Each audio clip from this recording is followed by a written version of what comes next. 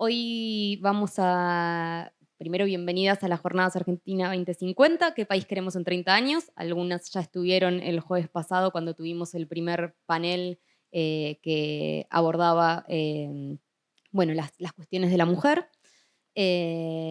Estas jornadas son un llamado al debate y a la reflexión de distintos intelectuales, referentes de organizaciones sociales y políticas, para discutir, por un lado, la naturaleza de la crisis actual, es decir, las causas de los problemas que hacen que el país expulse a la mitad de su población y someta al conjunto a décadas de degradación de la economía, de la salud, de la educación, del medio ambiente, es decir, de la vida misma. Pero, y esto es lo más importante, reflexionar sobre cuál es el país deseable desde un punto de vista obrero si queremos superar la crisis. Bueno, como se tratan de la vida misma estas jornadas y las mujeres somos la mitad de la humanidad y tenemos problemas específicos, la idea de este panel, como el que hicimos el jueves sobre la explotación sexual y la explotación reproductiva, es pensar aquellos problemas que tienen que ver con la desigualdad entre varones y mujeres, pero sobre todo también pensar, aparte de compartir un diagnóstico, pensar qué estrategias o digamos, por lo menos un boceto de pensar qué solución le daríamos a esos problemas. Por supuesto, quienes organizamos estas jornadas, entre ellos Vía Socialista, que es la organización en la que yo milito, contiene un boceto y un diagnóstico, digamos, y una posible solución a estos problemas, que por supuesto las traemos a debate y la compartimos. Y por otro lado, invitamos en el día de hoy a María Elena Barbagelata a charlar un poco con nosotras, y bueno, y todas las invitadas, a charlar el problema del techo de cristal como un disparador para pensar la situación de la mujer hoy en la Argentina y también el lugar que queremos construir de la mujer en nuestro país. Habíamos pensado en el disparador de lo de la ONU, así que si tenés ganas podés empezar a contarnos qué leíste. Bueno, gracias. La verdad que me parecen muy positivas todas las jornadas que hacen y esta en particular con esta temática de Argentina 2050. La verdad que cuando me dijo del tema, Loli, yo dije, bueno, no voy a estar. Hoy lo decíamos también con Julieta, que ya también lo pensaba, pero es nuestro compromiso también, porque las que estuvieron antes tampoco pensaban si van a estar en el 2023 y la verdad que nos han servido desde esa lucha de principios, diría yo, del siglo XX, que es cuando se inicia este gran movimiento de debate y de reclamo y de reivindicación de los derechos de las mujeres, nos han dejado entrañables ejemplos, ¿no? Desde las sufragistas, yo recuerdo el Partido Feminista Nacional, que fundó Julieta Lanteri, Partido Feminista Nacional porque las mujeres podían afiliarse pero no tenían derecho al voto porque estaban excluidas del padrón, porque el padrón era el padrón militar.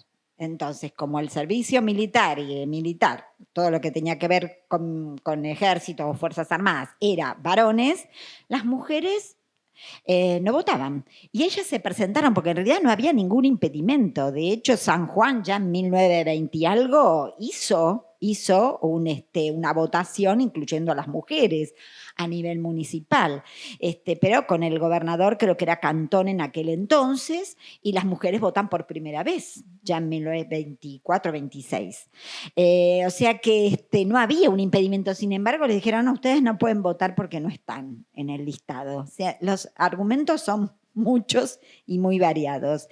Y bueno, un poco porque decía, bueno, ¿qué va a pasar en 30 años? Y también el título puntual de la charla menciona el techo de cristal. Quería unir las dos cuestiones, ¿no? Porque para visualizar cómo vamos a llegar o qué podemos hacer para llegar mejor que ahora, dentro de 30 años, tenemos que visibilizar ese techo de cristal, que está naturalizado, incluso por nosotras mismas, a veces no nos damos cuenta, los obstáculos que se presentan y que por ahí los asumimos incluso como algo natural, ¿no? Por eso decimos naturalizamos el techo de cristal invisible.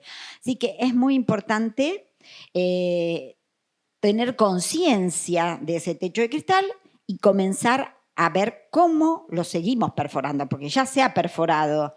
Todo esto que vienen trabajando desde hace un siglo viene perforando ese techo de cristal, pero indudablemente a veces yo digo que es de hormigón, porque aunque lo vemos, o sea que ya dejó de ser de cristal, lo cierto es que parece como si fuese impenetrable, ¿no? Nos cuesta muchísimo, las conquistas que tenemos son fruto de la unidad de las mujeres, y hablo de unidad proveniente de distintos sectores políticos, proveniente de distintas creencias, de distintas experiencias, incluso de las variadas corrientes feministas que existen, ¿no?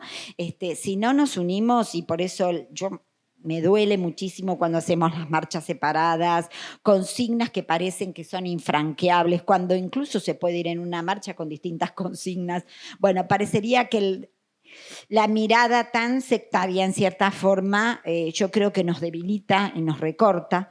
Por eso aquel movimiento del Ni Una Menos, creo que fue 2015, ¿no? La primera marcha, fue maravillosa porque marchamos todas juntas. Y no solo todas, sino todos, porque por primera vez yo vi muchísimos varones y vi algo muy importante: los gremios. Ya que estamos en ATE, digo, ese fue un momento que me parece un hito, porque los varones marchaban adentro de grupos con banderas y agrupaciones con banderas que correspondían a los distintos sectores gremiales, distintos gremios, o sea que no solo eran el movimiento de mujeres más clásicos, sino que transversalizamos este tema del Ni Una Menos, también con distintas consignas, y sin embargo pudimos marchar todas juntas. Bueno, yo aspiro a que eso lo podamos retomar, que esa fuerza no la dejemos, y por eso saludo cuando tenemos ámbitos plurales, ámbitos que provienen de distintas disciplinas, de distintas miradas. Y bueno, creo que tendríamos que arrancar para tener en claro hacia dónde vamos o dónde estamos, algunas cifras que da la ONU, que el 8 de marzo es propicio para desempolvar las cifras, ¿no? Y esta me parece que resume todo el panorama. Dice la ONU, 300 años que nos faltan a este ritmo de progreso para llegar a una sociedad o un mundo más igualitario. Más igualitario no, igualitario. Entonces, 300 años, dije yo, y estamos pensando en 30. Bueno, para reducir ese cero tiene que ser muy diferente. No solo tenemos que marchar todas juntas, sino que tenemos que exigir planteos muy concretos a la hora, no solo del voto, sino permanentemente en la ejecución, en el monitoreo. Tenemos que monitorear. Nosotros nos anuncian planes, programas permanentemente, nadie monitorea, ni siquiera la propia autoridad que debe ejecutar el programa. Entonces, bueno, a veces tenemos los datos, el Poder Judicial la verdad que los tiene. Mirás cómo se compone el propio Poder Judicial, 60% abajo de mujeres, 40% arriba. Es decir, abajo son 40% de varones y arriba son 60% de varones. Así que tenemos invertidos los porcentajes producto de esa segregación vertical y segregación horizontal también. Nos acumulamos también en aquellas profesiones que son muy sacrificadas y muy poco valoradas. Hablo de la cuestión salud, 90% de mujeres, ni hablemos de enfermería. Pensemos la trinchera que tuvieron en el tema COVID, mujeres. Hablo de docentes, 90%, y me animaría a decir tal vez más, ¿no? Entonces, después cuando vemos las direcciones, habría que hacer esas pirámides en cada ámbito. La Administración Pública Nacional, ya que estamos en ATE, tenemos que ver cómo está la pirámide, porque somos muchas mujeres las que trabajamos, me incluyo porque yo trabajé muchos años en la Administración Pública Nacional. Es un ámbito donde más o menos uno pelea por la igualdad de salario, pero la igualdad de salario no es solo en la misma categoría, sino es globalmente el análisis de las ramas de trabajo. Y si yo en la propia Administración Pública las tengo todas abajo y nadie arriba, bueno, tengo una diferencia salarial. Y ni hablar en las otras profesiones. ¿Por qué no se paga a una médica lo mismo que se paga a un juez?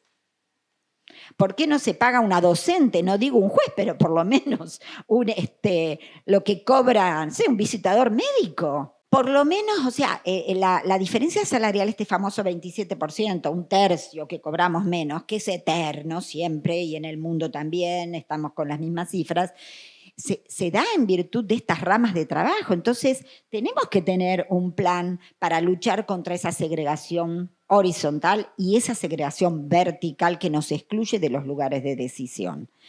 Y bueno, quería traer estos números, si me permiten leerlos. 300 años, alcanzar la igualdad de género, dice, 300 años al ritmo del progreso actual. Dice, eliminar leyes discriminatorias en el mundo. A nosotros en esto en Argentina nos va bastante bien, pero igual en el mundo siguen las leyes discriminatorias. 286 años, calcula. La fuente es el Departamento de Asuntos Económicos y Sociales de la ONU. La representación equitativa en puestos de poder y liderazgo en el lugar de trabajo, 140 años. Los parlamentos para una representación paritaria, 40 años.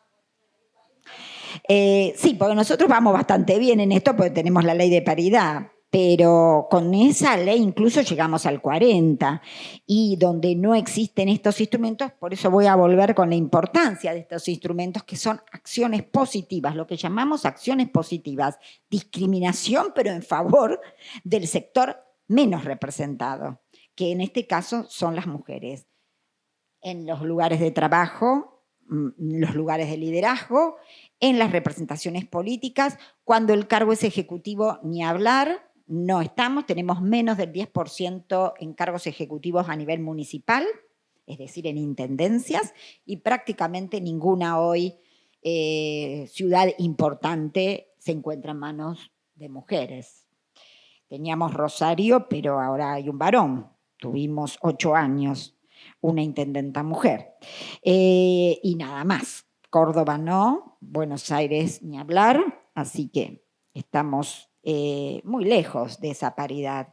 Y ni hablar aquellos senados que si ustedes miran las representantes, porque tenemos una gran trampa, nuestro sistema federal hace que obviamente cada provincia regule su sistema electoral y político. La mayoría tienen 2 cámaras, senadores y diputados. Los diputados en general suelen elegirse en forma proporcional por distrito único, pero los senadores tienen divididos los departamentos y cada departamento suelen entrar uno por ese departamento, con lo cual, si ustedes analizan los parlamentos, los senados provinciales, van a encontrar una mujer sobre 40. Son todos varones. Y ni hablar reformas con ley de lemas, y ni hablar reformas que se llaman por pueblo. Le hace Santa Cruz. Tiene un sistema de elección por pueblo. Esto que parece que hay, llega al ciudadano, al vecino, porque se conocen más y se conocerán más, pero son todos varones. Porque como es uno por pueblo, exacto. O sea que a mí la paridad, muy linda, pero yo tengo que exigirla en el cuerpo. Que vean, un distrito que eligió siempre varón tendrá que poner encabezar con una mujer. O sea, no es imposible técnicamente hablando, tenemos que buscar las fórmulas. Lo mismo con los ejecutivos, porque van a ser siempre masculinos. Bueno, hay que exigir la alternancia en los ejecutivos, y los partidos tendrán que preocuparse porque ya no la van a poder poner segunda, la van a tener que poner primera. Esto es una enorme lucha. Y yo quiero señalar la importancia de estas medidas de acción positiva. Justamente por eso nos cuesta tanto que se respeten, nos cuesta tanto que se aprueben. Yo les cuento porque parece que toda la paridad lo hubiésemos ganado así, sin obstáculos, pero cuando fue la primera ley de cupo, esto fue 1991. Es decir, arrancamos la última etapa democrática en el 83. Ahí no existían las mujeres, era el 4% de la Cámara de Diputados. Y recién en el año 91 tuvimos la primera ley de cupo. ¿Cupo de cuánto? De un 30%. en lugares expectables, decía la ley. Bueno, esto dio lugar a unos planteos judiciales que no se pueden imaginar, a la permanente trampa de la ley y a una jurisprudencia de la Cámara Nacional Electoral que rigió durante más de una década, hasta el 2001 rigió, que decía que el primer lugar no se contaba para el 30% y que el 30% empezaba en el segundo, tercero y cuarto. Traducido, 3 varones, una mujer. Es decir, el cuarto era para la mujer. Ese era el cupo. Esto tenía sentencia por mayoría de la Cámara Nacional Electoral, que ya les digo se mantuvo una década. 2 votaban así, 1 votaba en minoría, en contra, diciendo el cupo debe cubrirse desde el primer lugar. Parecía que era asexuado. O sea, esto lo cuento porque se superó en el 2001 con un decreto del Poder Ejecutivo, donde después de hacer una acción, otras mujeres en la Comisión Interamericana de Derechos Humanos se llamó al país, digamos, para que reforme su legislación en una solución amistosa que desembocó en un decreto en el año 2001, o sea, 10 años después, donde ya pautaba lugar por lugar, mucho más preciso, y los partidos se les hacía más difícil la elusión de la norma del cupo. Siempre con el 30%, pero se lleva al Senado. Ustedes saben que después de la reforma constitucional, el Senado pasa a tener 3 representantes por cada provincia, incluso Ciudad de Buenos Aires, 2 por la mayoría, 1 por la minoría. Con la aplicación del cupo, como eran 2, el cupo no existía, porque necesitas 3 para 1/3. Entonces, ese decreto vino a decir, no, como es imposible, matemáticamente el cupo debe entenderse, esta acción positiva, 1 y 1. O sea, fue el primer antecedente, sin decir que era paridad, sin modificar la ley, que se aplica en paridad. Esto hizo que el Senado empiece a tener un 30% y hoy llega al 40% de mujeres. Antes, olvídense, no había nadie, todos varones. Y yo creo que esto es una de las cosas que tenemos que pensar para 30 años y para no llegar a los 300, ¿no? Que no vamos a estar ninguna de nosotras. Exigir que estas leyes de acción positiva se lleven adelante en todos los ámbitos y por parte de todos los poderes, y en las empresas, y en las organizaciones gremiales y sociales. Fíjense la paridad. Hoy es voluntaria para las organizaciones sociales. Nosotras la tenemos en la Asociación de Abogados y Abogadas de Buenos Aires, y en el colegio público, no sé si tienen paridad en el colegio público. De todas maneras, la paridad tiene que ser siempre un piso, a mi criterio. O sea, ese 50 y 50, si se trata de mujeres, puede ser superado. Eso entiendo yo. No lo entiende así la Cámara Nacional Electoral, que no admitió, por ejemplo, una lista que era toda de mujeres. ¿Por qué? Porque dijo, en voto dividido, En voto dividido. No, al revés. Tiene que ser 50 y 50. Entiendo y entendemos muchos que esa es la base, porque es una acción positiva. Entonces, si vos haces una lista de más del 50 con mujeres, porque apunta a transformar la realidad política, ¿no es cierto?, de participación, esa lista debería ser admitida. Esto no ocurrió, hubo un debate interesante en un fallo que se llama Ciudad Futura. Habían presentado una lista 100% de mujeres y les obligaron a reformularla para hacerla paritaria. ¿Por qué? Mayoría y minoría hubo, porque consideraron que era, no sé si dice disparate, pero le dicen todos los calificativos pésimos que te puedas imaginar sobre esa lista. Y la minoría, en cambio, sostuvo que era una lista enmarcada en el objetivo de transformación, que es el objetivo de las medidas de acción positiva, y que la paridad debía entenderse como base y no como techo. Bueno, es una discusión que creo que también la tenemos que dar nosotras para defender todos estos avances. Y esto se tiene que traducir en todas las ramas de la condición social, política, económica, laboral de las mujeres. Ustedes fíjense que no es casualidad, hablando de las leyes discriminatorias, ¿no? Porque no siempre la discriminación es directa. Digo, vos sos mujer, no tenés tal derecho. Tan tontos no son para legislar así. Entonces, vos tenés los mismos derechos que yo, varón, vos, mujer, tenemos los mismos derechos. Ahora, en la práctica vos no vas a ejercer ninguno, o los vas a ejercer si yo quiero, primero. Y si sorteás un montón de vallas. Entre ellas las vallas culturales, los mandatos sociales, por ejemplo, de crianza. Todo el ámbito de cuidados es un ámbito de género que nos corresponde debatir, porque sin esa transformación en los cuidados, las mujeres no tienen ninguna posibilidad en igualdad de nada.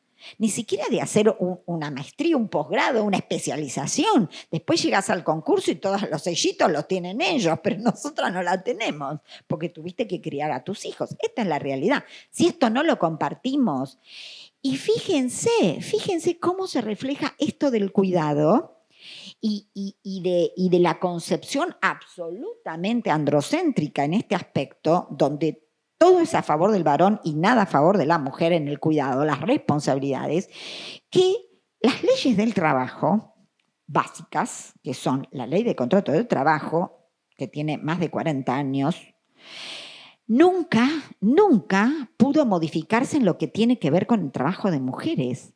Y la licencia sigue estando en 2 días de paternidad. ¿Por qué? Porque el varón no tiene nada que ver con el nacimiento del hijo. Todo lo tiene que ver la mujer. Eso a alguna le encantará, pero lo cierto es que nosotros queremos compartir esa responsabilidad, no que sea solo nuestra. Por eso tenemos 3 meses que, a mi modo de ver, sumamente escasos, 3 meses de licencia con goce de sueldo, que todos sabemos que lo paga la Seguridad Social, y esa Seguridad Social paga 2 días para el varón. 2 días. Después, muchos dicen, bueno, pero eso es general, porque después están los estatutos, los convenios colectivos, todos han mejorado. Es cierto, hay una tendencia a la mejora, incluso en el ámbito público, de la ciudad, de la nación, sigue con los 45 días antes, 45 días después, con los 2 días, etcétera. O sea que no es tan así, pero bueno, suponiendo que hayan conseguido las compañeras trabajadoras en su propio gremio un reconocimiento diferente. Pero esto tampoco puede depender del empuje o de la organización y el compromiso de cada organización gremial. Esto es una ley de la nación, la ley de contrato de trabajo.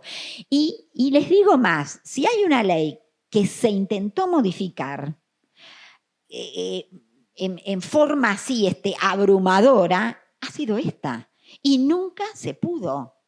Nunca se pudo. Yo he estado en la Cámara, he trabajado esta ley, todas tenemos proyectos, teníamos 20 proyectos, había que unificarlos, trabajábamos todo el año, hacíamos un despacho de comisión con consenso, bajábamos, subíamos, bueno, no importa, por lo menos llegábamos a una licencia un poco más amplia y una licencia compartida entre padre y madre, los progenitores.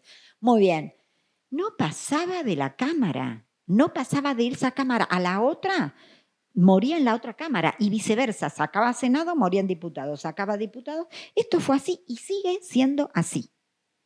Entonces, ¿qué hay? ¿Qué techo invisible hay ahí? Nosotros tenemos que trabajar y exigirlo, no solo el 8 de marzo marchar, sino esto es muy concreto. Hagamos petitorios, exijamos a las presidencias de las comisiones que se aboquen a este tema y exijamos a las presidencias de las cámaras que lo traten. Si los diputados se ponen en la mira, lo tratan, pero es un tema absolutamente secundario. Es nuestro y lleva plata de la Seguridad Social. Y lo que más me indignó, porque ayer me metí en la página de ANSES para ver si decía esto de los 2 días, y lo dice con mucha vergüenza. Dice, lo anoté porque no puede decir eso el ANSES, perdón, no puede decir esto el ANSES, porque son ejes claves del Poder Ejecutivo en materia de seguridad social. Entonces está bien, aplica la ley, pero la ley no sale del repollo, acá hay una representación política. Entonces, aunemos un compromiso político, no es para la elección solamente, porque dirigido por una mujer. Y les digo más, el Poder Ejecutivo, creo que fue el 8 de marzo del año pasado, presentó este proyecto de ley de las licencias compartidas. O sea, pero las luces, presentamos el proyecto de ley. Se apagaron las luces y el proyecto se archivó. Nadie sabe del proyecto. Yo, Poder Ejecutivo, porque la responsabilidad es legislativo, quiero dejarlo claro, clarísimo. Pero yo, Poder Ejecutivo, que además tengo mayoría en ciertas cámaras, pero no me muevo de ahí hasta que la ley sale. Tienen muchos recursos para sacar una ley, y más una ley de estas características de justicia social. Fíjense lo voy a leer porque lo anoté, porque a ver si lo encuentro.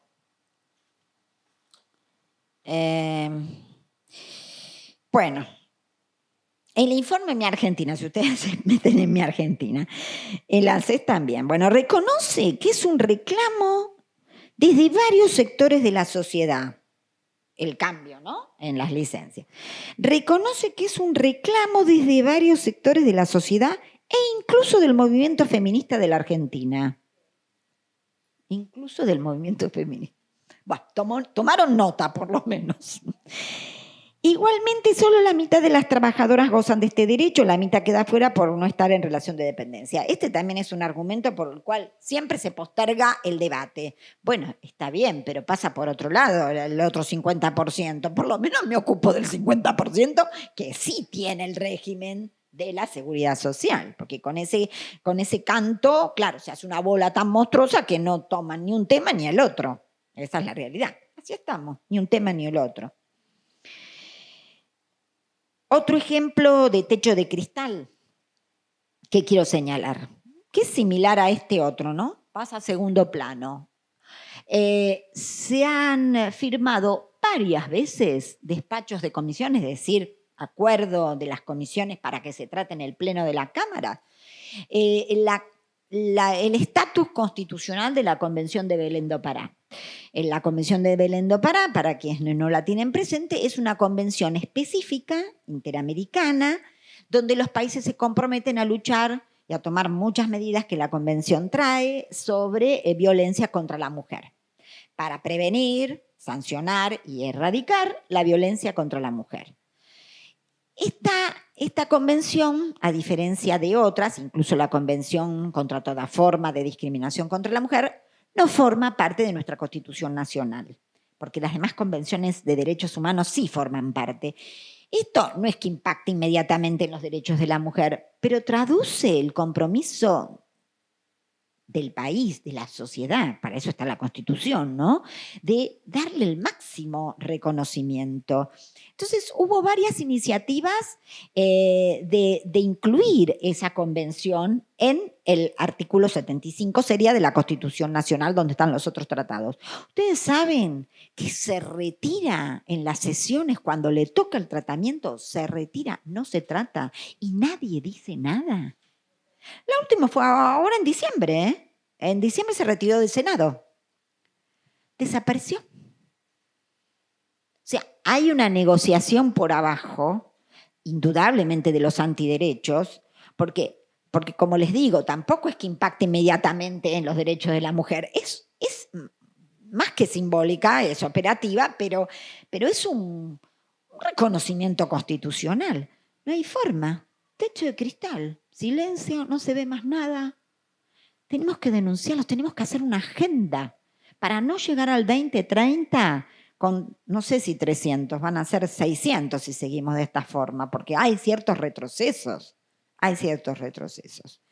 Bueno, no quiero acaparar todas las reflexiones, pero redoblar esfuerzos y compromiso.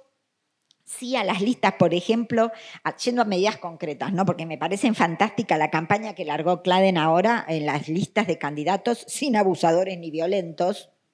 Es cierto que hay un derecho de defensa, es cierto que nadie puede condenar sin tener un proceso, pero hay, digamos, denuncias muy serias contra respetabilísimos intendentes, gobernadores, senadores, con denuncias muy serias sobre violencia contra la mujer, abusos sexuales, y me parece fantástica esta campaña que va hacia el compromiso de los partidos políticos, porque son los que hacen las listas.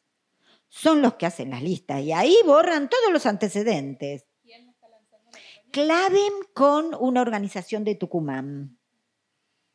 CLADEM es una organización no gubernamental muy comprometida con los derechos de las mujeres. Sus siglas son Comité Latinoamericano de Derechos de las Mujeres, CLADEM. Y ha llevado muchas causas a nivel del comité de la CEDAW y también de la Comisión Interamericana de Derechos Humanos. Ellos trabajan mucho, ellas. Bueno, me parece fantástica esta campaña, digo, como cosas concretas para ir moviendo este tema, no dejar que siga el techo de cristal. Sí a las listas paritarias en todos los ámbitos, Senado, diputados, cuando es ejecutivo exigir la alternancia, no puede ser. La FACA tiene 100 años de varones.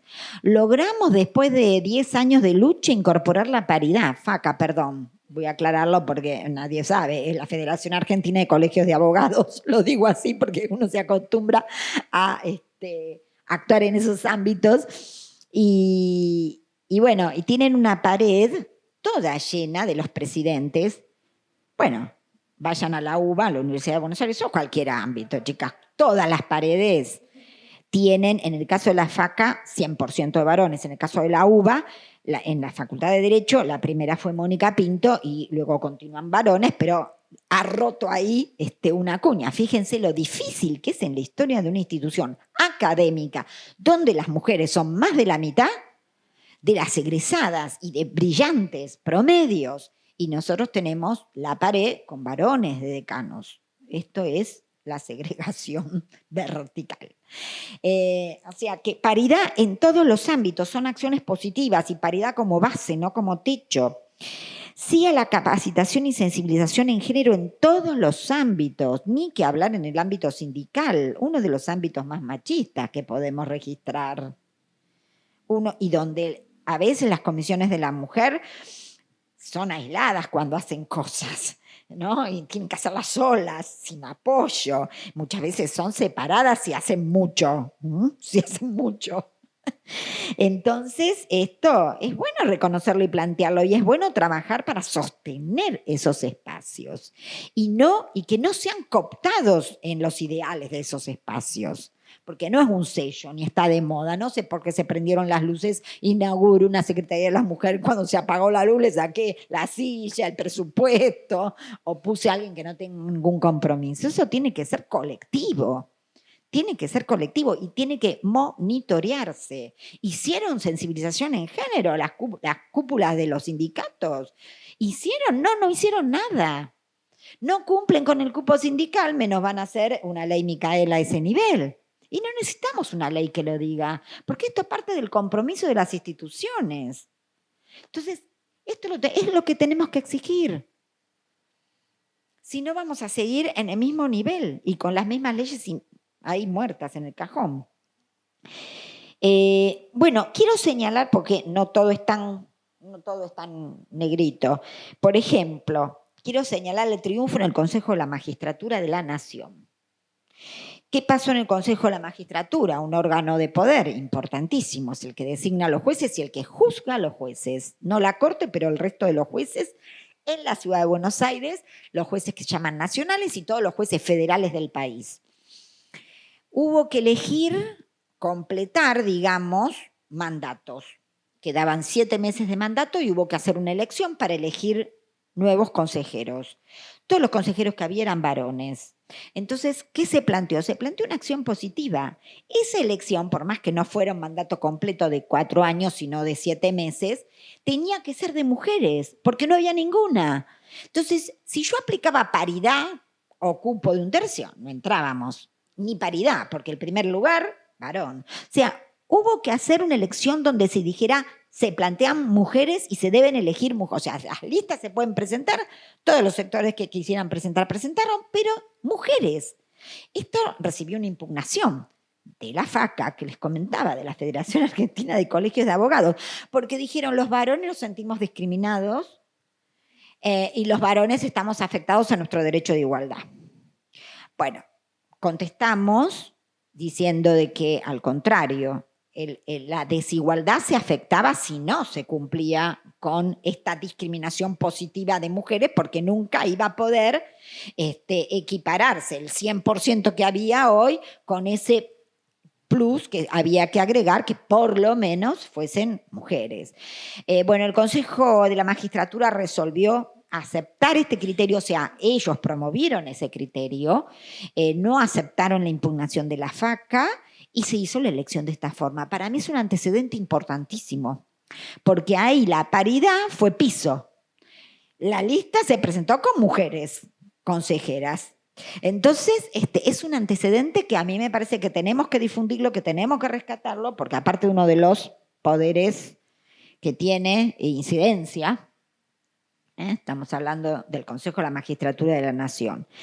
Bien, después el monitoreo, insistir con eso, no nos sirven las políticas, las leyes, que no monitoreemos, y eso exige un plan, exige sistematización, exige que los centros de estudio de las organizaciones, por ejemplo, gremiales o académicas o profesionales, se pongan a monitorear y a seguir estos temas, cómo se aplica, cómo se ejecuta el presupuesto, qué pasa con los distintos ministerios. No solo el Ministerio de la Mujer tiene que tener programas de la mujer, esto tenemos que transversalizarlo a través del Plan de Igualdad, que por supuesto duerme en algún cajón, pero esto alguna vez trabajamos, por ejemplo en la Ciudad de Buenos Aires, en la época en que estuve en el 2001 con Gabriela González Gas como una radical, como ministra de Desarrollo Social, yo estaba a cargo de la Dirección General de la Mujer, pusimos en marcha el Plan de Igualdad, que además es una ley de la Ciudad de Buenos Aires, si no recuerdo mal, la 474, habría que desempolvarla porque está vigente, y la verdad que mandábamos a cada ministerio que nos diera su plan de trabajo, y hacíamos reuniones con los ministerios pidiendo que mandaran de secretarios para arriba, no alguien, no por desmerecer a nadie, pero porque haya un compromiso realmente de nivel más, de mayor responsabilidad en el área ejecutiva, ¿no?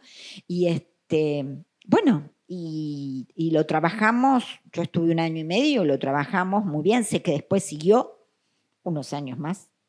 No creo que ahora esté funcionando, la verdad, no lo he seguido, pero es un tema para seguir. Es un tema para seguir y es un tema para exigir en todos los ámbitos del país, ni hablar en el ámbito nacional. Por ejemplo, el tema de guarderías, estuvo durmiendo en la ley de contrato de trabajo 40 años. Bueno, al final dictó el Ejecutivo el año pasado un decreto planteando que 50 mujeres o varones con cargas de familia, responsabilidades familiares, debía el empleador hacerse cargo de la guardería o financiar la guardería, en fin. Este es el decreto 144/2022. Hay que seguirlo, a ver qué impacto tuvo, a ver qué pasa con los convenios colectivos. Ni hablar lo que pasa en el ámbito público. Los ámbitos de cuidado más pequeños tienen lista de espera. Si vos no tenés dónde dejar, ¿cómo vas a contratar a alguien para que te lo cuide si no te da el sueldo o cambias el sueldo? O sea, esa es la limitación que tenemos, y estamos hablando de acceder al derecho al trabajo. La que no quiere, no quiere, pero la que quiere trabajar, tenemos que darle estas condiciones, porque además hace que vos ganes tu salario. Y esto está determinado directamente para la autonomía económica de las mujeres. Todo lo que trabajamos, y desde el siglo XX que hacíamos referencia al derecho al voto, es la autonomía de las mujeres que ganan espacio. Compañeras, el Código Civil del siglo XIX era muy avanzado en muchas cosas, pero el Código Civil nos equiparaba porque así era la tónica de la época, 1860. Éramos niñas, las mujeres éramos niñas, y lo fuimos hasta bastante entrado el siglo XX, diría. Patria potestad compartida, 1984. Patria potestad compartida, antes era solo del padre, varón. Estamos hablando de hace 40 años. Entonces, ¿qué es? Es la lucha por la autonomía. Es la lucha que ahora hablamos de consentimiento para las relaciones sexuales. Decimos, cuando la mujer dice no es no, ¿qué es esto? Es la autonomía. Ahora las mujeres dicen no, resulta que sí. Y tenés que probar que dijiste que es no. Probá vos que es sí. Bueno, pero es una lucha por la autonomía. Vos sacás el hilo conductor. Entonces, tenemos que posibilitar que la mujer trabaje con garantías de igualdad y oportunidad real. Si no, yo te digo, sí, somos iguales, tenemos los mismos derechos, mira, igual salario por igual tarea, está todo bien, pero analizarlo en la práctica. Estamos todas enfermeras con 1/10 del salario de cualquiera en otras profesiones. Entonces, esto no. Tenemos que monitorearlo y denunciarlo. Perdón que te interrumpa. En estos momentos también de tanta precariedad laboral, con las mujeres que están sin acceso al trabajo, o sea, cada vez yo creo que esa cantidad de años que dijiste, cada vez si seguimos así se va a extender más. Porque tenemos un montón de mujeres que no tienen acceso a entender siquiera lo que vos estás imputando, que no pueden tener un buen trabajo. Entonces también eso hace que esto retroceda lamentablemente. La situación económica que estamos viendo ahora es sumar años a eso que queremos llegar. Y en todos los análisis estamos, primeras en el desempleo, y para acceder al seguro de desempleo tenés que tener unos requisitos monumentales y es magro, muy magro. El apoyo no me acuerdo ahora en cuánto está, pero es nada. Y es seguro de desempleo para el sector, la que tuvo empleo formal. Y cuando vos analizás la estadística en el empleo no formal y el empleo precario, al tope.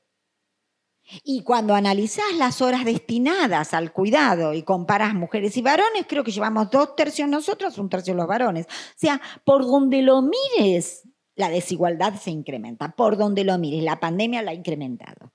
Entonces, acá tenemos que hacer un plan mucho más exhaustivo, mucho más sistemático, con participación de todos los sectores, comprometer a los sectores empresariales en esto también, ni hablar de comprometer a los ámbitos ejecutivos y al ámbito sindical, porque las luces están muy lindas, pero después se apagan. Y nada más.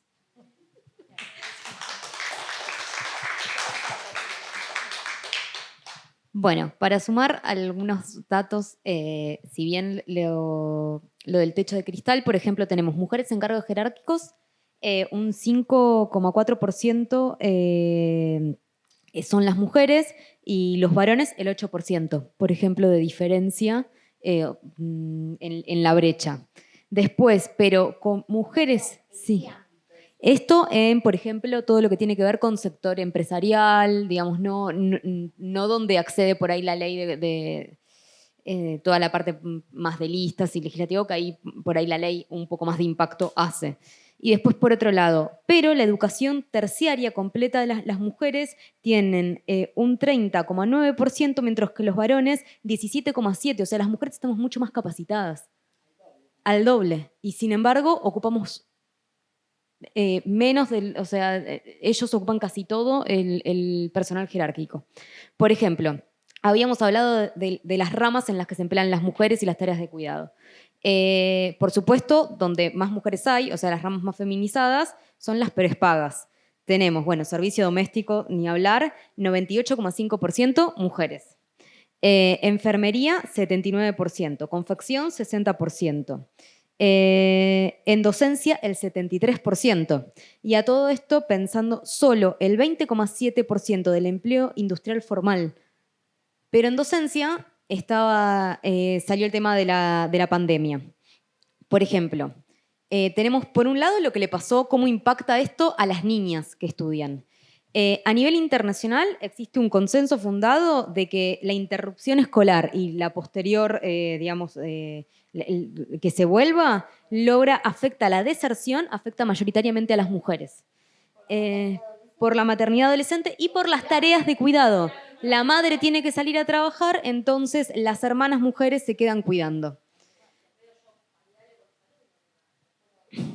Por otro lado, o sea, se estima sencillamente que el 10% no sabe si va a regresar a la escuela, por ejemplo. Y después tenemos las mujeres docentes. Durante la pandemia, o sea, más allá de ya de por sí la doble jornada laboral, dentro de su casa trabajando tenían que hacerse cargo de 2 escuelas al mismo tiempo. Acá, bueno, y después, volviendo a los otros números más generales del mercado laboral. Para pensar que, si bien están todos los ejemplos y pensamos el techo de cristal, que por ahí en los lugares donde uno más lo puede denunciar de esta manera, la realidad es, como decía también por allá, que no, digamos, hay un montón de mujeres que ni siquiera llegan a ese lugar, ni siquiera pueden empezar a pensar, a discutir estas cuestiones.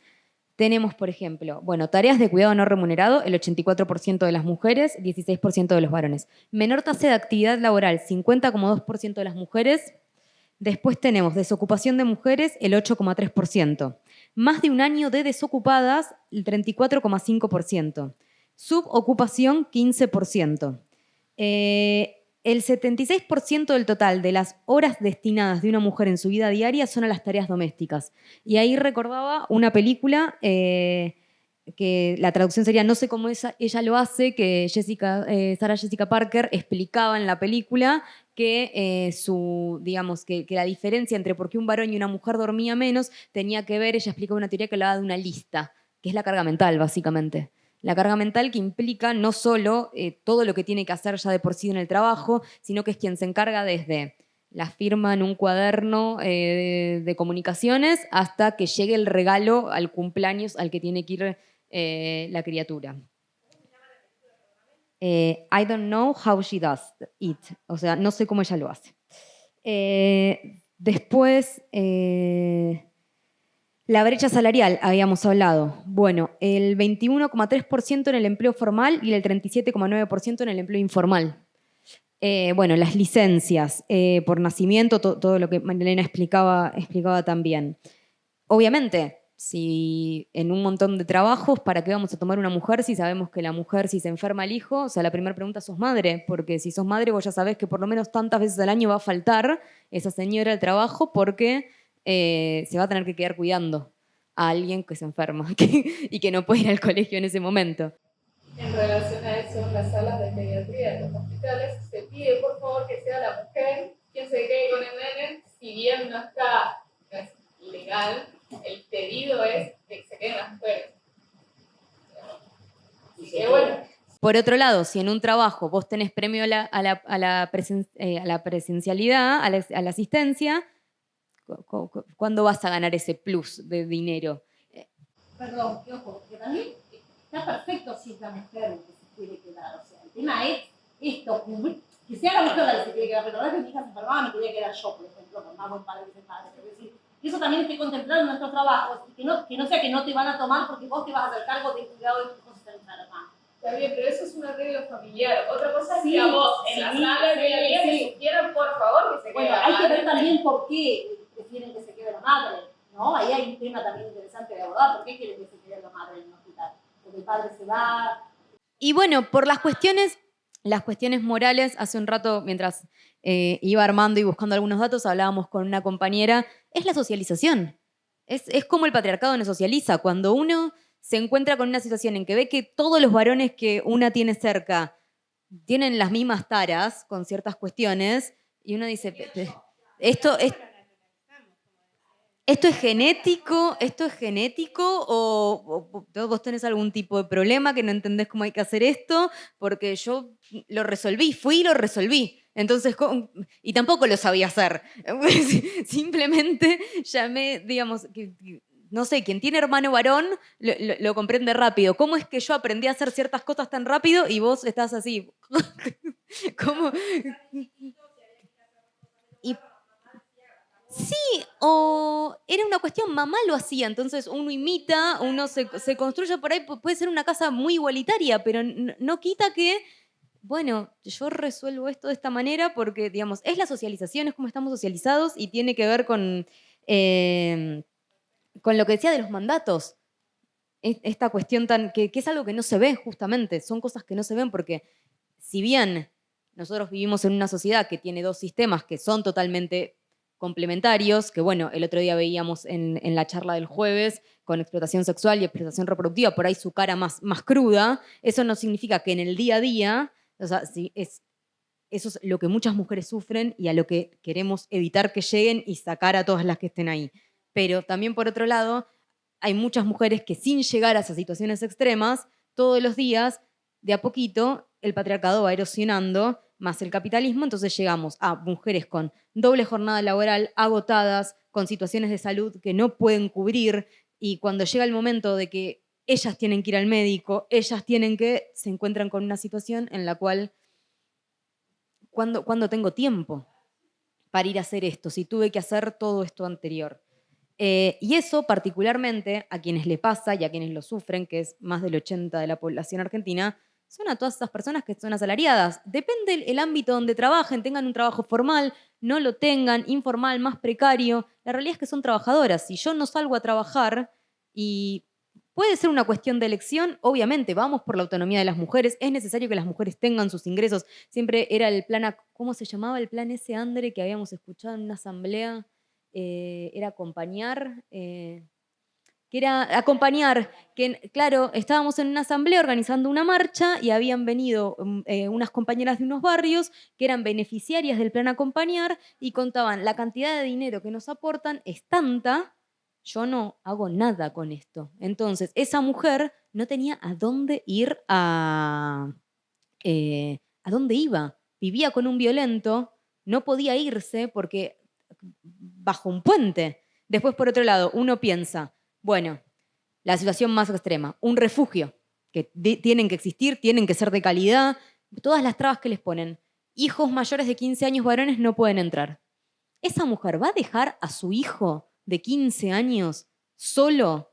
No, más vale que quiere ir con el hijo, se quiere llevar al hijo de esa situación. Tiene 15 años el hijo, no es un mayor de edad que se vale por sí solo. Más vale que se quiere ir con el hijo. Bueno, entonces, ¿va a aceptar ir al refugio? No, no va a aceptar ir al refugio. Esa es la realidad. Entonces, nos encontramos con que todos los planes que hay, y hablábamos del ministerio. Bueno, brillante ministerio. Fue una lucha, digamos, que existiera ese espacio, que estamos todas contentas de que tenga rango ministerial. Sí, por supuesto, si hacemos la historia del Consejo de la Mujer desde que arrancó. Pero la realidad es que hoy por hoy vemos lo que hacía el Consejo de la Mujer en el menemismo y a lo que llegamos hasta acá hoy.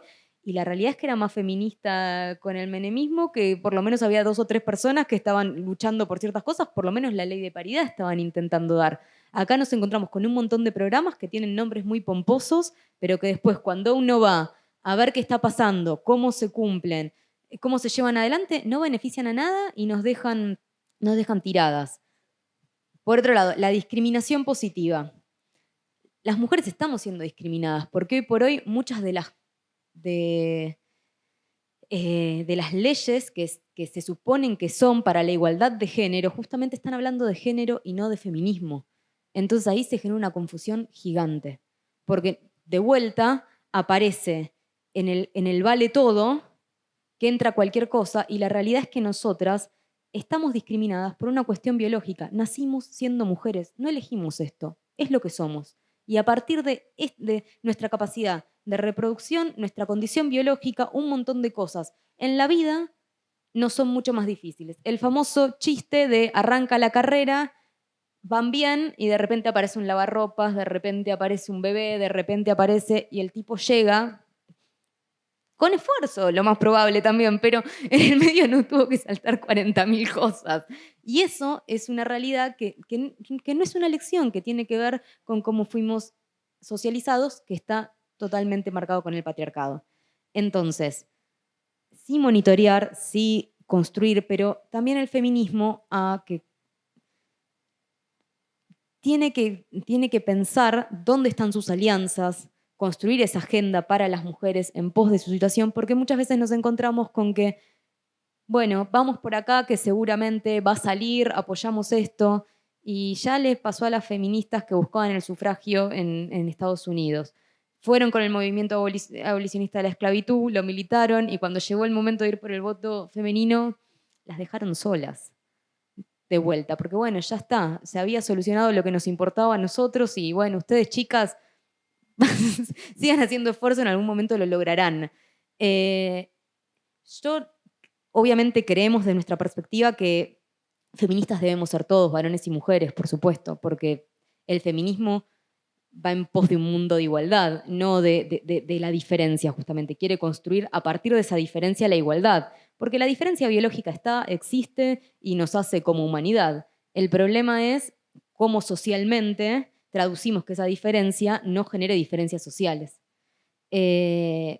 Obviamente, nuestra propuesta, aparte de que va por ahí más desde un punto de soluciones prácticas, si uno agarra Argentina 2050, que es el programa concreto que venimos a discutir acá, tiene por ahí cuestiones más laborales, de educación, justamente va también en ese punto, en decir, bueno, en estos lugares es donde hay que cambiar las cosas, desde una perspectiva feminista.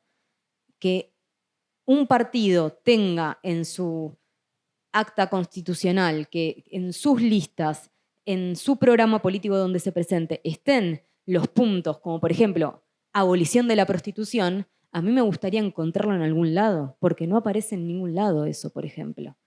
Es todo muy lindo, decimos un montón de cosas cuando está la cámara prendida y las luces, y después, al momento de ir a ver qué pasa, nos encontramos con que nos meten por la ventana 40.000 cosas que nada tienen que ver, nos hacen pasar un montón de cosas y de vuelta algo muy interesante. Es plata de la seguridad social. Es plata que hay que destinar a las obreras.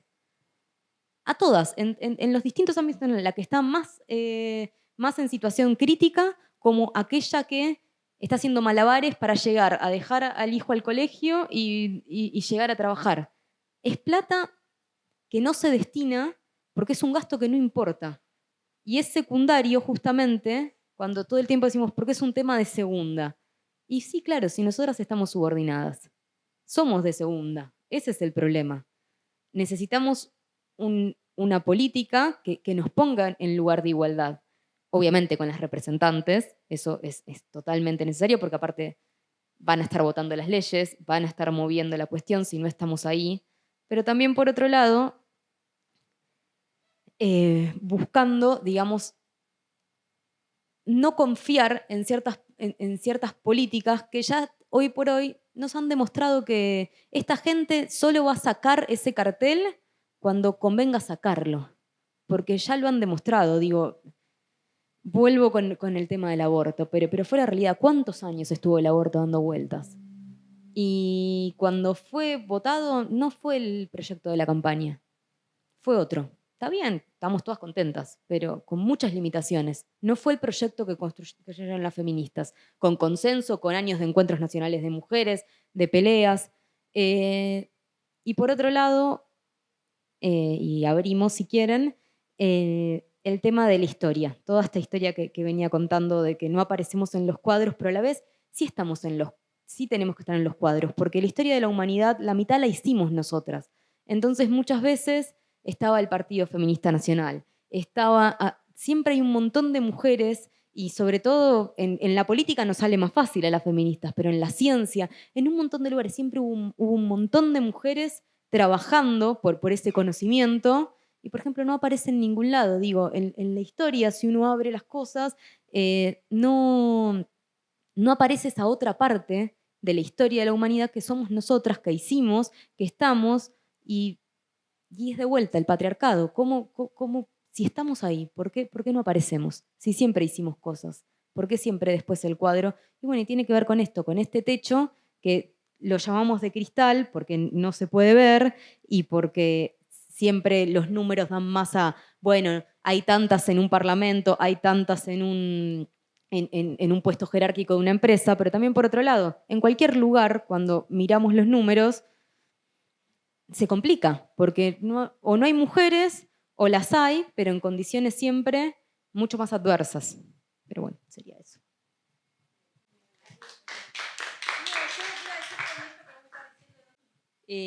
Con el nuevo ministerio que tenemos y demás, hace 3 días la activista y militante trans Alba Rueda ganó el premio a las mujeres corajes que otorga el Departamento de Estados Unidos a mujeres que han dedicado sus vidas a la protección y promoción de los derechos humanos y demás. Y es interesante, ¿no? Ver cómo las mujeres luchando, también con este nuevo el ministerio que tenemos y demás, que es totalmente queer, de golpe tenemos hombres que se sienten mujeres, espero no, si alguien no está de acuerdo, lo planteamos. Bueno, a mí me indigna que haya hombres, socializados hombres, y que de repente son mujeres y son elegidos y se les da el premio. ¿No había una mujer de esta historia que ella nombra, que venimos luchando por el techo de cristal y por el derecho a aborto y por un montón de derechos hace años y siglos, y de golpe tenemos a Alba Rueda, que es un varón que se siente mujer, que está identificado como mujer, que está bien que tenga esos derechos, sale Mujer Coraje? La verdad, a mí me parece que seguimos con esto, siendo el patriarcado más rancio de toda la vida disfrazado de mujer. No, simplemente yo no comparto la postura que la conozco de R&R y de Vía Socialista en cuanto al género y el feminismo. Pero bueno, sí coincido con otros puntos, lo que charlábamos al principio, en reconocer cuáles son las desigualdades y que hay una gran porción de la población no representada en aquel Bienvenidos, ¿no? Que somos las mujeres, bueno, que tenemos ciertas problemáticas específicas relacionadas con la desigualdad de género.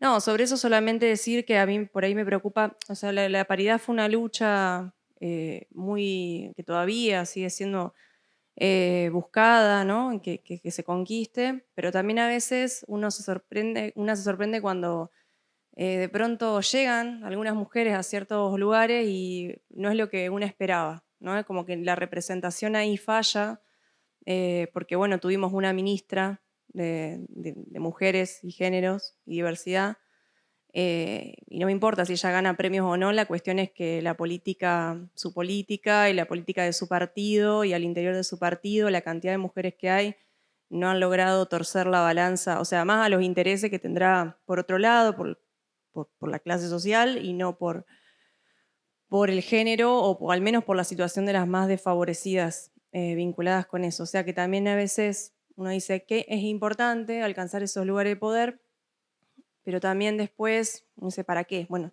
se llegó, ¿para qué? ¿Qué está pasando? Es como que el feminismo también debería atravesar a esas mismas mujeres o, bueno, no sé si les pasa por ahí, a nosotros nos pasa con alguna, yo vengo de Santa Fe por eso. No, con lo otro no estoy de acuerdo, pero me parece que es como otra discusión, va para largo y no tiene sentido. Sí que el feminismo en sí lleva, por sus planteos teóricos y prácticos, a que se terminen borrando algunos límites de eso que llamamos el sujeto, la sujeto, mujer y demás.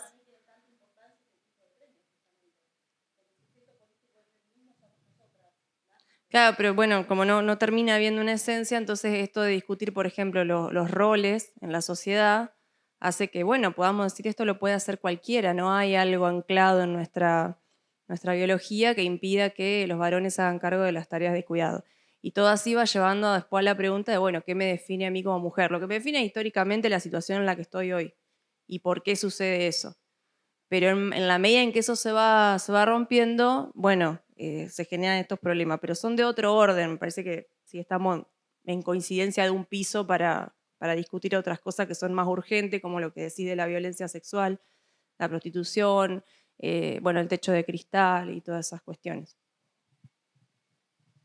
Bueno, no termino bien de entender cuáles serían los temas que no anclan con esto, digamos, justamente el techo de cristal de las mujeres.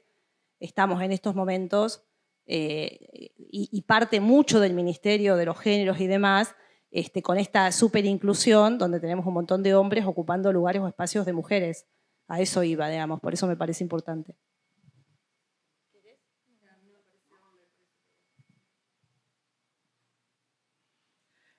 Bueno, quería dar mi mirada sobre algunas cosas que pueden resultar aportes. Empiezo del menor a mayor. El tema de los números, de las estadísticas respecto de la participación de las mujeres en determinadas áreas laborales.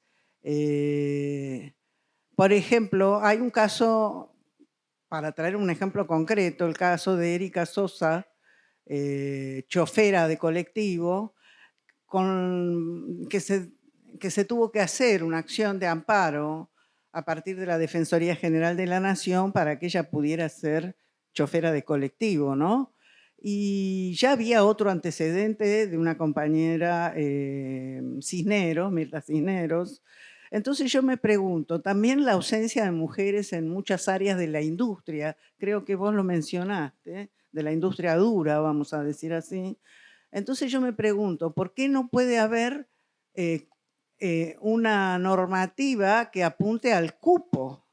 Así como tenemos el cupo laboral travesti trans para reparar una discriminación concreta, yo creo que en determinadas áreas de la industria, claramente, por empezar, la de los colectivos, la de los choferes, ¿no?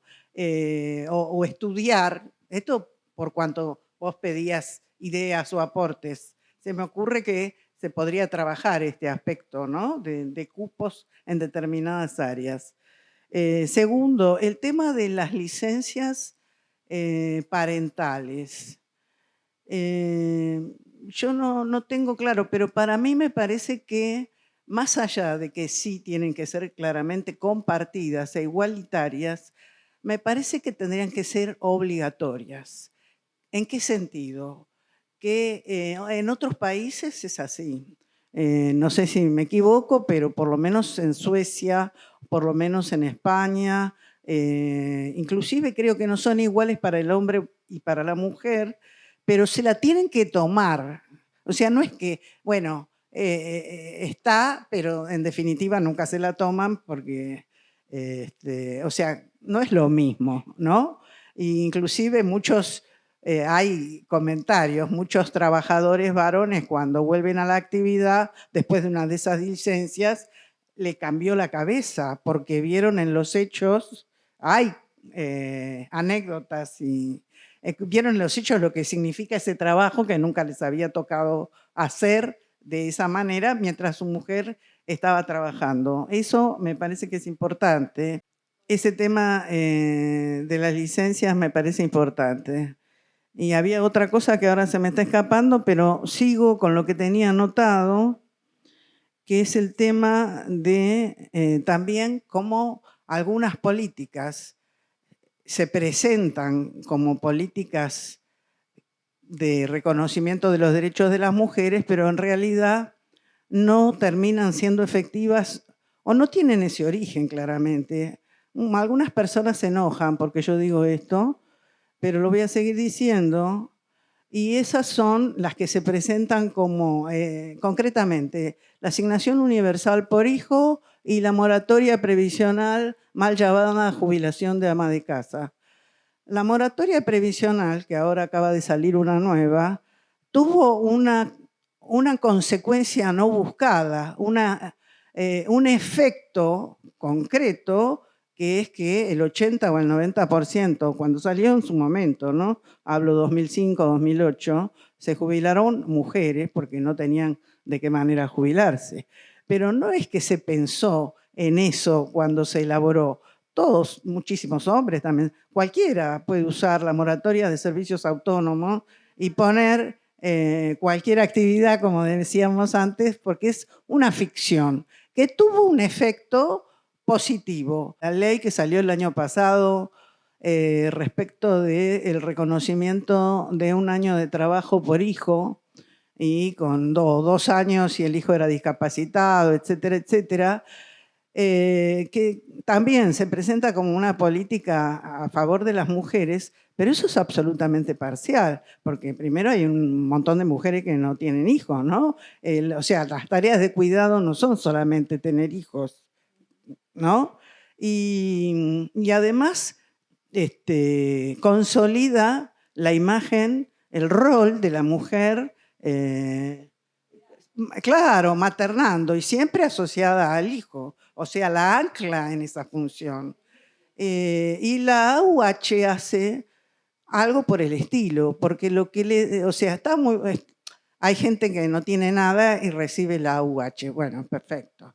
No voy a decir que está mal, ni voy a decir que la saquen, ni nada por el estilo, claramente, pero no me la disfracen, ¿no? porque para las mujeres tiene que ser algo mucho más, porque esas mujeres con eso no pueden pagarle a alguien para que cuide a su hijo e ir a buscar un trabajo formal o un trabajo menor para poder avanzar, sino que están atadas a ese hijo y a una cifra irrisoria como la que vos planteabas antes respecto del programa Acompañar, era que vos decías, que no alcanza para nada. Entonces, hay mucho para trabajar en el ámbito de la seguridad social con una mirada verdaderamente feminista, ¿no? Y bueno, yo quiero, a pesar de que seguramente esto da para mucho más, pero yo no quiero que no tenemos que dejar de alertar sobre el proceso. María Elena me ha escuchado alguna vez hablar de esto, el proceso de borrado de las mujeres que existe y que está vigente. Todas y todos recibimos con beneplácito cuando se dictó la Ley de Identidad de Género, porque se leyó como una ampliación de derechos en ese momento, que se respetaban derechos humanos de personas que tenían determinado sentir. Todo bien. Ahora, a poco que se echó a andar, entramos a ver una realidad que si uno estudia un poquito va a ver que tiene que ver con algo que dijo Dolores en algún momento y que es la confusión entre sexo y género. Las mujeres estamos oprimidas por nuestro sexo y por la intención, por la política patriarcal, por el sistema de apropiación de nuestra capacidad reproductiva. Eso es así. El género es una categoría analítica, se creó de esa manera para empezar a advertir y desentrañar las relaciones jerárquicas, asimétricas entre los sexos. Pero después se fue utilizando con otras acepciones, hasta que llegó un momento en que se usó género igual que sexo, género igual que mujer. Y entonces, en vez de tener comisión de mujer, como la tenemos en la Asociación de Abogados de Buenos Aires desde el año 1986, cuando todavía esto no pasaba, teníamos la Comisión de la Mujer, por suerte se sigue llamando así, se empezaron a hacer comisiones de género en todos lados. Y género no es igual a mujer, ¿no es cierto? Entonces, ¿qué está pasando? Por ejemplo, un tema que a mí me interesa estudiar, que es el famoso tema de la paridad, no solo en las listas electorales, sino en general en los espacios de decisión. Todas las normas de paridad tienen una aclaración que se aplicará de acuerdo a la Ley de Identidad de Género. Ergo, el resultado es que una norma que se pensó como una medida de acción positiva para las mujeres termina siendo una gran confusión donde quienes se van a ver, entre comillas, beneficiados y ocupando los lugares que deberían ser de las mujeres son las identidades autopercibidas con el género que no tuvieron, el sexo que no tuvieron al nacer, que no se les fue observado al nacer. Entonces se produce un lío muy grande con eso y no lo estamos viendo. No solo, y con esto termino, se produce este riesgo, y ya hay casos donde feminidades trans ocupan el lugar de las mujeres en las listas electorales, no solo en nuestro país, eso, e inclusive cuando hay un caso en México que se los ha intimado a respetar la lista paritaria, un caso no, un montón. Entonces el partido político que hizo, 5 varones que le faltaban, hicieron la declaración de que se autopercibían y esos fraudes, y con eso cumplieron la intimación del Tribunal Electoral. Y esos fraudes existen. Entonces, no solo desde ese lugar, sino que también tenemos el tema del lenguaje, donde ya no nos quieren nombrar. Y esto se vio muy claramente, no solo se ve en lo que es periodístico o discursivos simplemente, sino en documentos oficiales, donde la palabra mujer o madre no existe más, ¿no? Dicen, o persona gestante, o, por ejemplo, los documentos de la CEPAL, de la Conferencia de la Mujer de la CEPAL, que este año se realizó acá en la Argentina, en el foro feminista previo, era un esfuerzo para no mencionar la palabra madre y la palabra mujer. Y esto se lo pueden preguntar a cualquiera que haya estado, no es una idea mía solamente. Entonces, parece que no pasa nada, pero ojo con esto, porque la dilución del concepto mujer, la dilución del concepto mujer hace que si todos somos lo mismo, porque somos lo mismo, ¿dónde está la opresión y la discriminación? En ningún lado. Bueno, perdón. No, bueno, estaba pensando para relacionarlo con el techo de cristal, si ya nos cuesta encontrar el techo de cristal, por esta idea de que para la sociedad somos iguales, pero después no lo somos, como explicaba María Elena, si encima no, digamos, vamos quedando borradas, es todavía mucho más difícil poder, muchas de las leyes que beneficiaron a las mujeres y que el movimiento feminista militó, monitoreó, estuvo ahí, estaban relacionados con esa diferencia sexual. Justamente sexual, acá nadie se está metiendo con el sentir de nadie, ni con, digamos, es simplemente en esa diferencia era lo que permitía poder lograr esa diferencia que nos dé un poco más de igualdad.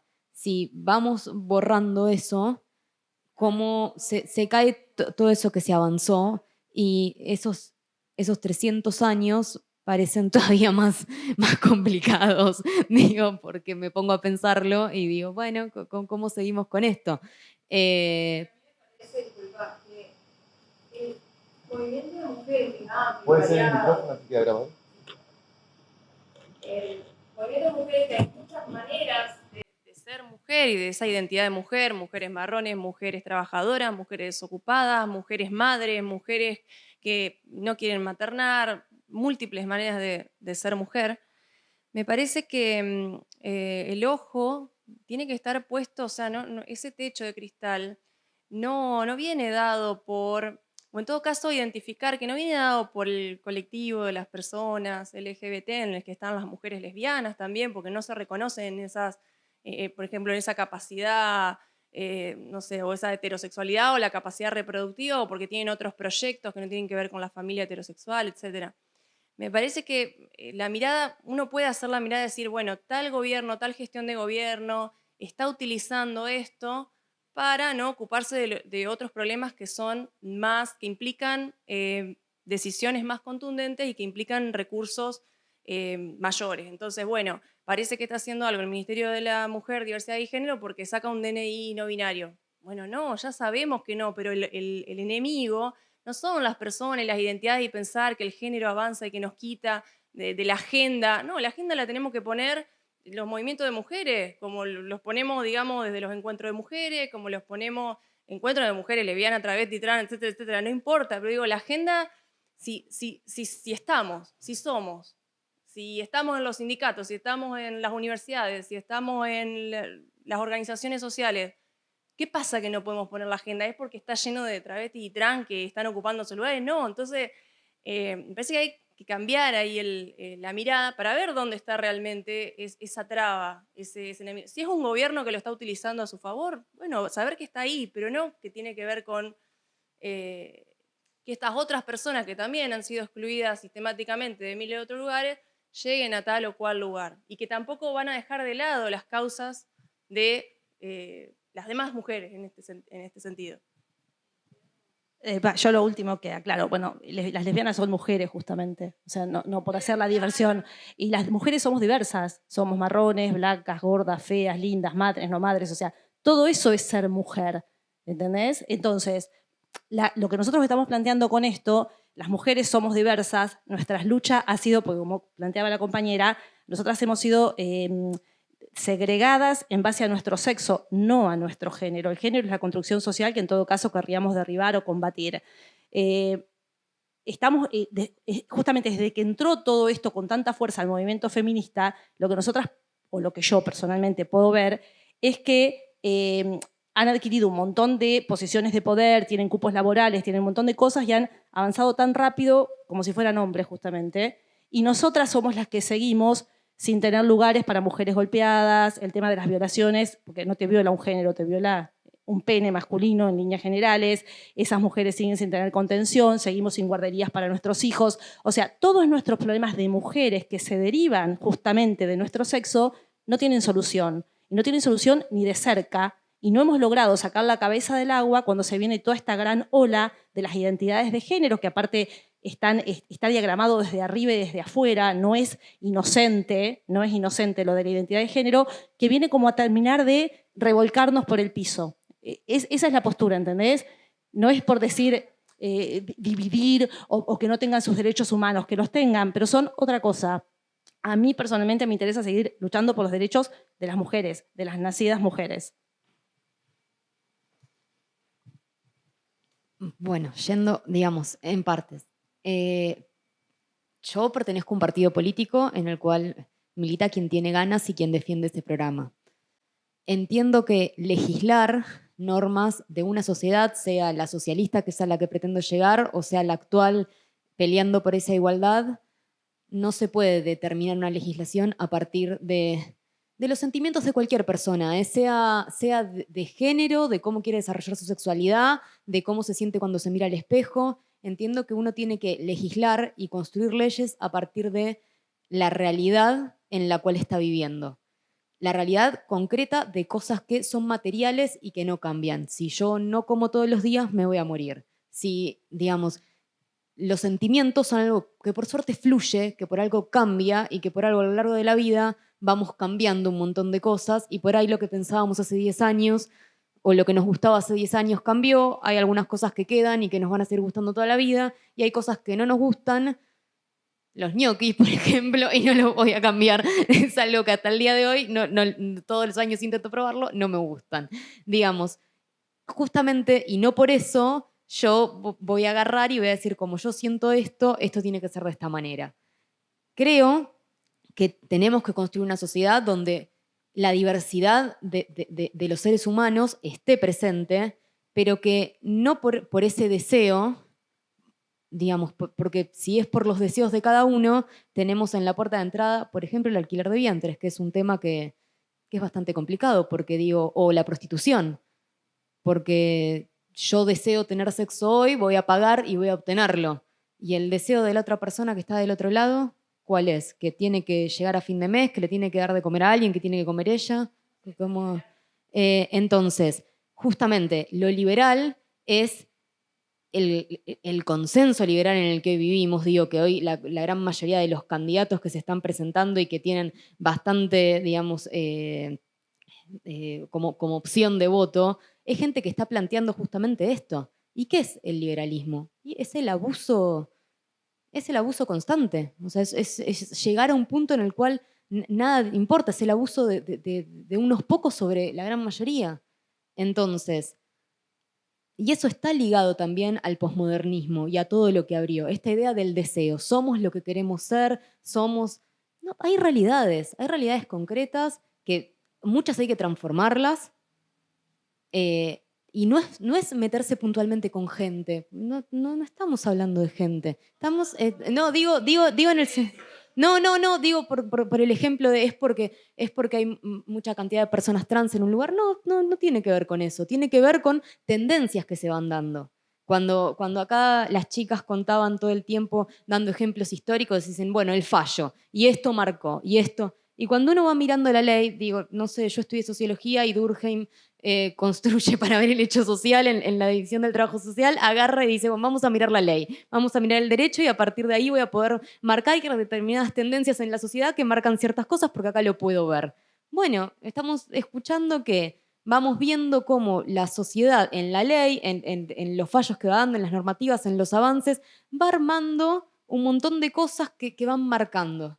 Y por otro lado, hay toda una ley no escrita que muchas veces va borrando toda aquella que se escribe y cuando está escrita es mucho más difícil ir contra ella. Así como María Elena hablaba de las licencias y decía, bueno, está el estatuto, está... Bueno, en Estados Unidos ahora había un fallo, nunca se votó una ley de aborto nacional y están todas las feministas en la calle en alerta porque en un montón de estados les dieron de baja ese fallo y ahora tenés que llegar a otro estado para poder abortar si tenés ganas. Digamos, una ley que ellas pensaban que la tenían ganada. Nunca, es todo el tiempo estar luchando, es todo el tiempo estar monitoreando, es todo el tiempo estar mirando. Y eso no se puede hacer solas. Se tiene que hacer en un movimiento de mujeres, con una agenda para las mujeres, pero también un programa que adopten los compañeros varones. Porque si no, esta sociedad en igualdad no la vamos a conseguir nunca. Yo quiero construir con varones. Obviamente hay un montón de temas del feminismo que lo voy a discutir con mujeres por una cuestión, digamos, no estás teniendo este mismo problema que tengo yo acá en este momento, ahora mismo. Pero, sí. No es universitaria, es una pregunta genuina. ¿Vos crees que en las mesas que se están presentando hoy, ayer, mañana, etcétera, hay una incorporación de una perspectiva de género atendiendo a una discriminación positiva que se tendría que hacer cuando se habla, por ejemplo, de trabajadores precarizados, de la planificación de la economía, de otras cuestiones que están en el programa? Está incluida esa mirada, pero entonces tenemos que empezar a... Sí, yo creo que está, por algo milito y construyo este lugar, y creo que eso también está en el hecho de que en las jornadas hubo 2 mesas, no pudimos generar más de las que queríamos por una cuestión de que un montón de invitadas que estuvimos contactando no pudieron venir y logramos este espacio, teniendo 41 mesas, fue lo que se armó, pero creo que... No como parte, y creo que también justamente cuando estamos hablando de igualdad, no es hacer algo solo desde el lugar de diferente, bueno, acá se van a sentar, sino sentarnos en pos de igualdad, discutir las cosas. Creo que no por algo el movimiento que en la Argentina en el 2001 puso en jaque un montón de situaciones, que fue el movimiento piquetero, tenía como protagonistas a las mujeres piqueteras, que fueron todas aquellas mujeres que un día, cuando vieron que no estaban llegando a nada, agarraron una olla y en vez de buscar la salida individual o pudieron ver más allá, hubo algo más que las dejó ver, que había que organizarse. Digo, y a mí me interesa, obviamente, que todas esas mujeres, sean las que se pudieron organizar, las que no, escuchen este programa, llegue a ellas y obviamente yo lo milito todos los días y lo milito adentro de mi partido y lo milito en el afuera. Creo que está. Obviamente, que es una batalla que hay que dar, sí, por supuesto, y te invito a darla. El tema es que hay que darla. Y si nos quedamos en casa diciendo, che, eso no está, pero no salimos a darla, y es muy difícil también porque seguimos siendo muy pocas las que la estamos dando. Obviamente tiene muchos ángulos, ¿no? Que bueno, tenemos comunes denominadores en todas estas miradas que creo que es lo que hay que fortalecer. Y bueno, como decía, las organizaciones, los debates y demás, siempre tenemos que estar visualizando y estar atentas de esa transversalización del tema. Esto es real porque hemos logrado hasta en el presupuesto tener una mirada de género, como decía la compañera, y no siempre esto se refleja en las actividades que hacemos a nivel ni académico o profesional, ¿no? Yo tengo un lema que es ver cómo se conforman los paneles, ¿no? Entonces, siempre que me proponen las mesas, miro si son todos varones, si hay una representación, por ejemplo, en la Asociación de Abogados, panel de todos varones, no lo aprobamos directamente, que se reformule. Y me encanta porque a veces hay varones que he conocido que dicen, yo acá no participo porque no hay ninguna mujer. ¡Ah, buenísimo! Y por ahí son altos académicos, ¿no? Me parece que esa semillita es bueno, es un compromiso que tenemos que ir viendo y bueno, y no tener miedo de analizar los paneles y ver, hay mujeres en este panel, incluso llegar a la paridad, porque, viste, después brillan los títulos y son todos varones los que están ahí, pero resulta que hay un montón que hay que buscarlas. eso hay mujeres en este panel, sino hay en esta problemática que se está abordando, ¿se tuvo en cuenta cómo afecta a las mujeres y qué propuestas se dan para eso? Claro, eso tenés que ponerlo en el contenido, porque uno tampoco puede estar censurando. ¿Vos qué vas a decir? ¿Viste? Es más complicado, pero hay que ponerlo como ítem. Como ítem perfecto, no tenés más remedio. Pero tener también cuidado, por ahí acá en el análisis crítico que hacemos del funcionamiento del ministerio, en base a parámetros objetivos, que cada una le da más importancia a una cosa que otra, pero hay un análisis objetivo de que los títulos son muy largos y después en la práctica es muy corto en la transformación. Pero eso tenemos que tenerlo como el cupo, ¿viste? O la paridad. Tenemos que tener mucho cuidado en este argumento de que es cierto, la paridad no te garantiza que la mujer que acceda sea una revolucionaria y comprometida con la transformación. Esto es real. Pero menos te garantiza si no hay paridad. La paridad o los otros elementos o un ministerio son herramientas que traducen una forma en que nos queremos organizar. Pero después quien ocupa ese cargo, bueno, también depende un poco de todos nosotros, ¿no? Y no escapa a la realidad que también los varones, que no necesitan cupo porque lo tuvieron siempre, ni paridad pues la tuvieron siempre, más tuvieron la totalidad, nadie les toma un examen para ver, viste, vos qué cualidades, digamos, de solvencia profesional, si querés poner un término, ni hablar de la solvencia moral. Pero todo eso atraviesa a todos, varones y mujeres. Digo porque hay que tener mucho cuidado, porque a veces te dicen, ay, mirá, para paridad pusieron al amante de este o llegó porque es la hija de... Bueno, sí, pero también está el tipo que es el hijo de. Y también, o sea, no, es otro análisis, es otra cosa. Y habrá que dar el debate distinto de cómo se hacen las listas en cada fuerza política y cada alianza. Pero esto es otro debate que requiere por ahí otro taller, ¿me entendés? Pero no me, digo, tener en cuidado, no mezclar, porque si no viene el argumento de que, ¿para qué queremos el Ministerio de la Mujer? Viene este argumento. Y yo quiero el Ministerio de la Mujer porque es un área específica que debería hacer esto que propongo. Pero esto puede cambiar mañana. Que sea. A nadie se le ocurre a ver el Ministerio de Obras Públicas qué hizo. Sí, yo por ahí no hizo nada. La verdad que no lo seguí. Pero a nadie se le ocurre sacar un Ministerio de Obras Públicas. Y ojo, porque sí sacaron el Ministerio de Trabajo en un momento, ¿no? Entonces vos decís, ay, ¿por qué? Porque el Ministerio de Trabajo no hacía nada. Bueno, si no hacía nada, ponételo a hacer. En última instancia, pero acá hay una cuestión ideológica detrás, te sacan el Ministerio de Trabajo no para mejorar, sino para eliminar un ámbito específico donde se organiza el Poder Ejecutivo, nada menos. Así que es cierto, viste, de repente salen cuántos viajes hizo la ministra, si tiene auto o no tiene auto. Y yo le dije a un compañero, pero escúchame, ¿vos te fijaste si el ministro, no digo de Obras Públicas, cualquier otro ministerio, hay como 20. Bueno, seguridad. Bueno, seguridad por ahí ya te lo admite más, pero cualquier otro ministerio, a ver si tiene auto o no tiene auto. ¿Qué sé yo? Es bastante lógico que una ministra o un ministro tenga un auto ¿viste? Oficial. No pasa por ahí el análisis. Después te agarran esas cosas, ¿viste? Y mucho cuidado con lo de la paridad. Mucho cuidado, porque es cierto.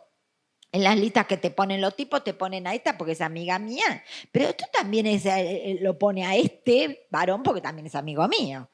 O es mi cuñado, ¿viste? O es lo que fuere. El esposo de mi hija, lo que fuere. Y no por eso vas a dejar sin efecto el sistema representativo. O sea, lo mejorarás. Tendrás ese debate. Cómo se conforman las listas. Lo mismo con el ministerio. Eso quería aportar, porque a veces lo usan después mal. Nos vamos a quedar sin ministerio. No es sin ministerio, es con un ministerio que nos represente. Que de hecho, seguramente, digamos, debe haber mucha gente también que trabaja en pos de eso y que vale que esté. Simplemente que, bueno, y no importa lo largo que tenga de nombre un programa, el problema es que ese programa realmente haga algo. Pero si esto, como decía Julieta, no hagamos pasar por política para las mujeres un montón de cosas que en realidad son políticas para la sociedad, porque están relacionadas al cuidado y eso es la reproducción social de la vida y eso es una tarea colectiva que en nuestra sociedad se resuelva de manera individual sobre las mujeres no significa que no sea un problema de todos. Por eso, el pensar, y de vuelta, que el feminismo es parte de la política general, es parte de esa discusión, y que como feministas no nos tenemos que quedar en el nicho, sino que tenemos que salir de ese margen y salir a llevar nuestras discusiones a todas partes, o por lo menos es la idea de estas jornadas, y bueno, por lo menos de nosotras que armamos esto y que invitamos una panelista que es una persona que durante muchísimo tiempo de su vida intentó llevar estas discusiones a un montón de lugares que no estaban. Estamos. Bueno, si quieren, ¿alguien quiere decir algo o estamos listos?